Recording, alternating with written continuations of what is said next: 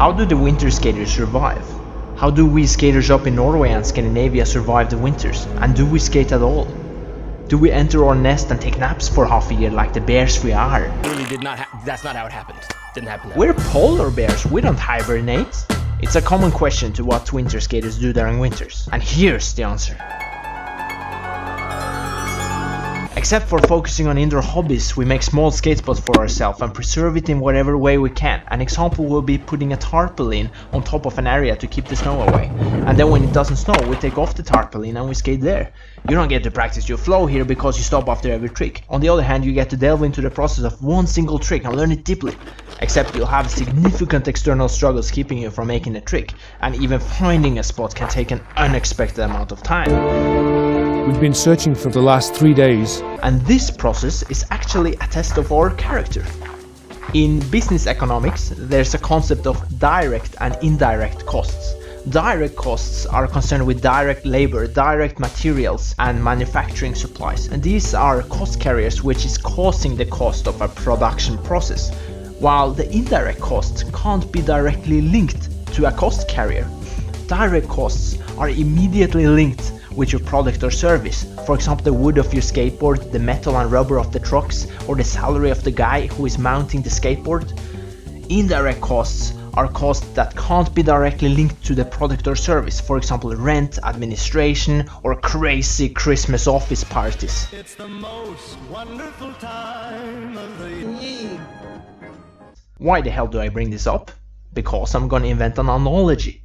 Now, the skate trick is going to be our product. The board flipping into the clouds and back under your feet is the core product we are aiming to create. And our costs are going to instead be barriers. Barriers are all things in our way to get the trick done. Direct barriers are hinders in your way, preventing the trick from happening. Obstacles we skate, the physical skills of the skater performing the trick, and the coldness of your feet, and pebbles and ice and stuff like that on the ground. While indirect barriers include obligations and things outside of performing the trick, like your job, your school, climate change. Sexism and discrimination. One example is an angry security guard who becomes a direct barrier first when he enters the spot and is an actual hinder. It's easy to excuse bad performance on indirect barriers, and those complaints they do have merit, but should perhaps those barriers be considered part of our skateboarding skill set if they affect our skating so much?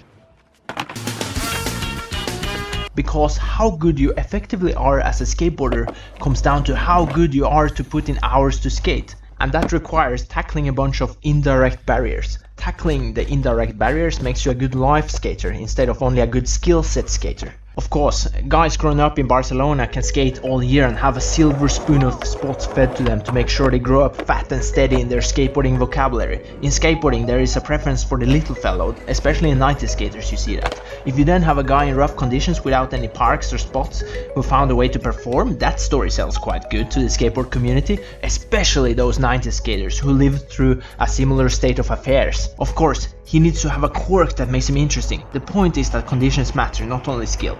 This is why old pro skaters who's at a weaker level than the new young guys are still relevant, because they were great for their time, let's say. Same with girl skaters, there are way fewer girl skaters, which makes it less likely to have an extremely good one, so the standard is lowered. Am I saying that I'm better than you? Yeah. Here's my project. I am making a small gap with a ledge out of wood in my yard, and it will be amazing when I get my hands on plywood to finish it. The only problem was, the snow came earlier than expected.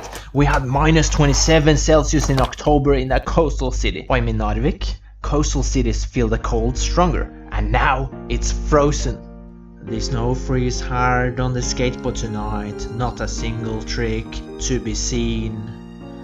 A skate park of segregation. I'll watch a YouTube part of my dream. This time of year always make me remember. There is a depression in skaters during winter. It's a phenomenon. We get melancholic and without purpose. We are here on Earth to skate, so why did God give us all of this snow to deal with? That's because I want you to think, to really focus. How can you make this world more skatable, even in these nasty conditions? That's your task, make me proud. So, we do our best to create spots, find new ways, maybe even skating on ice. Not that type of skating, this type. A significant part of being in the north, especially north of Norway, is that we accept the struggle, we prepare for the dark days, and we have 1 hour daylight on 23rd of December. It makes us engage with the shadow and the side of us that we don't want to explore, yet have to. The cubs will have to make it on their own.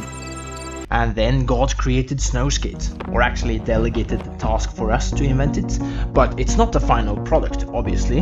We should find out how to melt snow outside effectively, and then we're at something, then we're talking. For now, we skate indoor parks. That's in the big cities. We don't have that in the small towns in Norway. Except this one guy named Skogz. He made an indoor park in his village. He's a farmer, and he made his farm into a skate park. Worth checking out. It hurts much more during winters to get your foot hit by the board because you aren't warm like in the summer. It's scarier, and a lot of skaters are not eager and would rather not work on the ice. Since we get to experience rough winters, we can really appreciate the summers, and that makes us very happy to skate because yin and yang gave us an environmental balance. What do we do all day, you ask? 2 shots of vodka. Well, besides from that, we plan and make ideas for the summers. Where to skate, what tricks would be amazing. You know, I want something much more when I can't have it immediately. Makes it more precious. Alright now, are you ready for the biggest part of the video? The levels of skate involvement. The system who tells you how much effort you are willing to put into your pursuit of skateboarding. Level 1. The non-winter skater. Winter skater. The guy who says no to skating during winters and at best plays Tony Hawk. Skating is for when there is skate weather and he's probably already quit skating. Level 2, the indoor skate park winter skater. This is a skater who would skate in the winter as long as there's an indoor park. One who would put effort into the skating, but not the things surrounding the skating. He tackles the direct barriers and leaves the indirect barriers for the more dedicated types. He wouldn't shovel snow to skate somewhere. He'd say, I'm not doing that for a little skate session, that's way too much. Level 3, the vacation winter skater. That guy who goes to Barcelona during the rough months, a very popular trend in Germany, also for Sweden. He would organize and put some effort into skating real spots. If he can't go to Barcelona, he would stick to level 2. Alright, level 4, the all-around nomad skater. This is the guy who would use hours on creating a 4 square meters of flat ground to do some ice cold flips and get 100 sprained ankles before he's done, only to have the spot covered in snow and ice by the next day, and then skate on top of the ice and make the best out of this situation because he knows that's going to serve him best life-wise.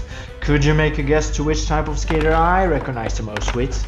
And that's it, an insight into what skaters in the north does during winters. As you can see, one of them makes videos about what we do during winters. Enough gibberish, let's go through some solutions. Move to a place with an indoor park or palm trees and skate effectively and progress. Go snowboarding. Whoa, that's what the snow is for, isn't it? Change out your board type and have fun not doing a single 360 flip throughout the winter. Unless you're good, because then you qualify for another kind of 360 flip. If you're not good, this could be you! The choice is yours. Do you want to be cool in the snow like this guy?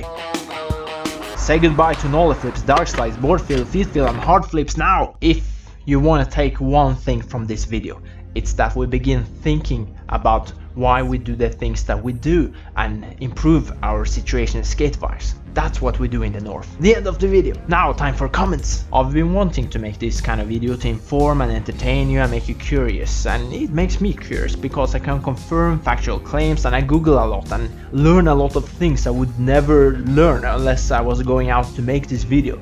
As you can see, there's pretty much no audience, but that's pretty expected because I rarely create content on here and it can be no other reasons.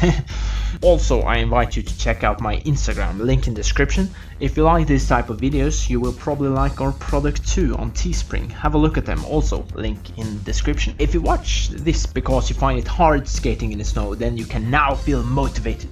If you watch this and the sun is shining on dry ground, then take the opportunity. Have a good one. My would skate. I got new tricks.